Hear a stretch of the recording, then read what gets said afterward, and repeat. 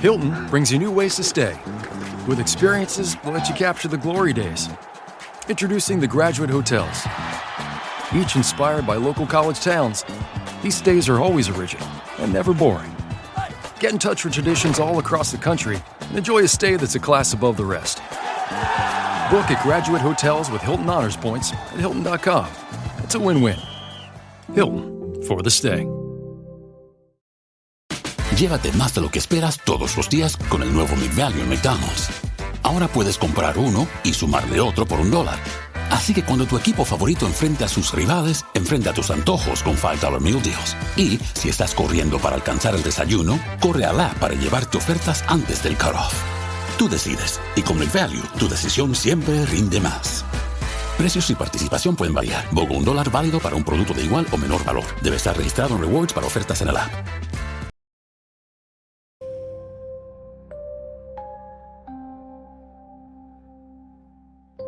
In today's episode, I'm gonna tell you all the story of how we realized my eldest son has the capacity to perceive paranormal events.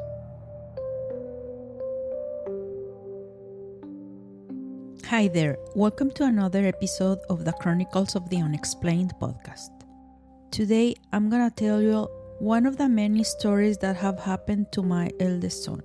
He is currently 25 years old. But since he was little, he experienced many unexplained events that I'll be sharing in different episodes. To give you all a little bit of context, I'm gonna share how we realized that he had the ability to experience paranormal events. When he was about 5 years old, we moved to a new house. Like any normal family, we were happy because the neighborhood complex had 24-hour security, and my son would have a park in front of the house where he could go out to play without worrying about insecurity. From a very young age, he always slept in his bedroom. I never had problems getting him to sleep alone. From time to time, he would come to my bedroom. I think most children do. When we moved to this house, it was no exception. However, I began to notice a behavior, let's say, a bit weird. About 2 or 3 times a week, he would get up in the middle of the night, come to my bedroom, stood right away from my bed, staring at me, to the point that I could feel it and made me wake up since my sleep isn't too deep. I used to hear everything. I must admit that I was scared, because when I opened my eyes, I used to see his silhouette in the middle of the darkness, and not only that, when I turned on the light, realized that he was standing there looking at me as if he were sleepwalking. When I asked him what was going on, he always used to tell me that he was afraid, that if he could sleep with us. I always told him yes, that nothing happened, and without problem he would fall asleep immediately. The next day, his dad or I asked him what had happened, why he was scared. He used to say that his room came to life. At the beginning, I thought there were dreams. Asking him what he was dreaming about to investigate and have more details, he used to repeat, "Mom, weren't dreams. You have to believe me, I'm wide awake. The walls in my room breathe. I can feel it." Again, to me that looked like he had tremendous imagination. At that time, he was about 6 or 7 years old. There were many details that didn't seem relevant to me, or at least up to that point. There was no reason to be alarmed. On a couple of occasions, he told me that out of the corner of his eye, he had seen someone walking from one room to another. He thought it was his dad or was me, but he turned to look and there was no one. Since he wore glasses, I told him that maybe it was the reflection of some light and that he could have been confused. He also told me that once he felt like someone was coming up the stairs after him, but when he turned around, nothing. He was alone. What I used to tell him all the time was, "Son, don't worry. Do your prayers and nothing will happen to you." I never pay attention. My logical explanation was to think that he had too much imagination. He used to watch many movies and play video games. At that time, he was into all Harry Potter stuff because the first movie had been released. He had many toys, books. He used to watch Harry Potter movies over and over again. He was a happy child.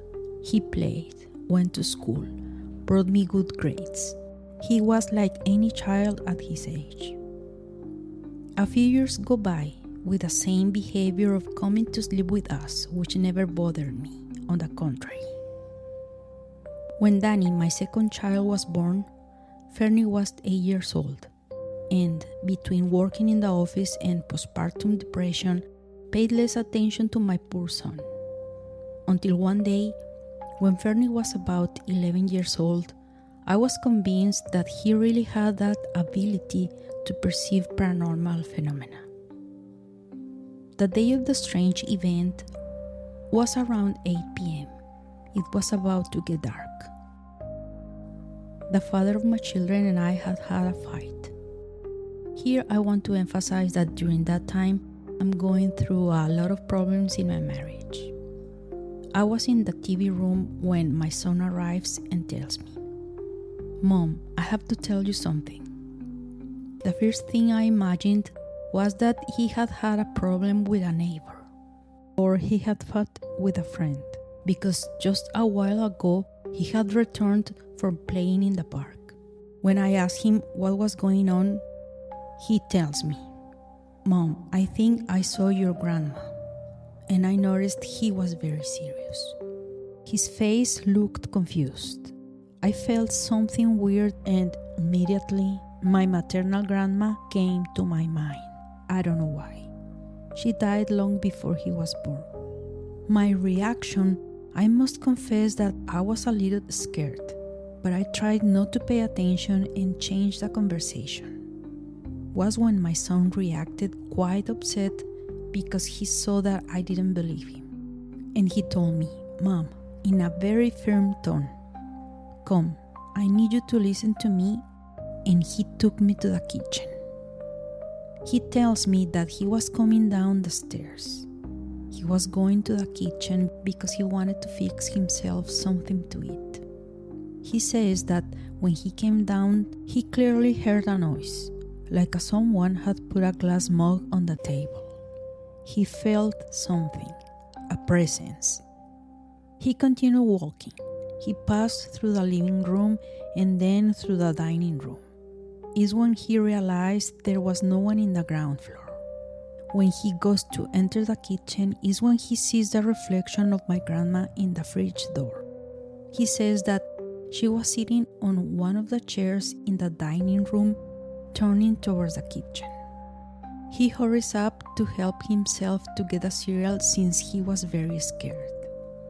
He felt that the person there was my grandma.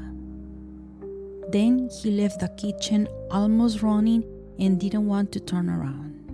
He went up to the second floor with his heart pounding. My son described my grandma to me perfectly well, even with the clothes she used to wear.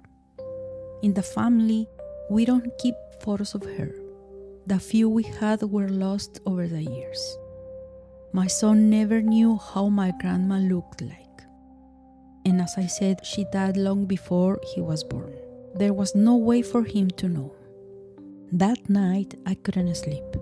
Not only the fight with the father of my children caused me insomnia, but also what my son had told me. That night, something strange happened to me. I was in my son's bedroom. It was around 10:30 p.m. I was quite depressed, but I was trying to sleep. I remember well had a popular cell phone at that time, but it wasn't the type of smartphones that exist today. It was plugged to the wall. The charger had a little blue light that when you plug it, that light came on indicating that the phone was charging. In the bedroom, everything was dark. There was a dim light that we used to live on in the hallway just in case my children got up at midnight to go to the bathroom. I had my back to the bedroom door, looking at the wall where the phone was connected and where there was a window. I saw clearly that the charger light goes off for a second and turns on again, as if someone had passed in front of it and covered it for a moment. I turned sideways towards the corridor because I felt a bit scared. I wanted to find a logical explanation, thinking that maybe the power had gone out momentarily. But no, the light in the hallway never went out. And the first thing that crossed my mind was my grandma. I don't know how to explain the feeling. Not sure if it was really her. What I do know is that I felt something very strange, something that is not normal, and I didn't find an explanation. Probably was my mind playing tricks on me. Or maybe she wanted to make herself present to show me that what my son had told me was true and not his imagination. What I really feel in my heart is that she protected me, and in some way she was comforting me, since I was facing very difficult times. I was starting a divorce process. My son never saw her again. I, from time to time, dream of her, and I believe, or I want to think, that she watches over me and my family from heaven. If you liked the episode, please share it with someone you know loves paranormal or unexplained stories. Follow me on different podcast platforms to receive notifications whenever a new episode comes out. Follow me on social media where I share previews of new episodes before they are published. Instagram, TikTok, and YouTube as unexplained.enigma. Facebook, Chronicles of the Unexplained. Thanks for listening, and see you all in the next unexplained story.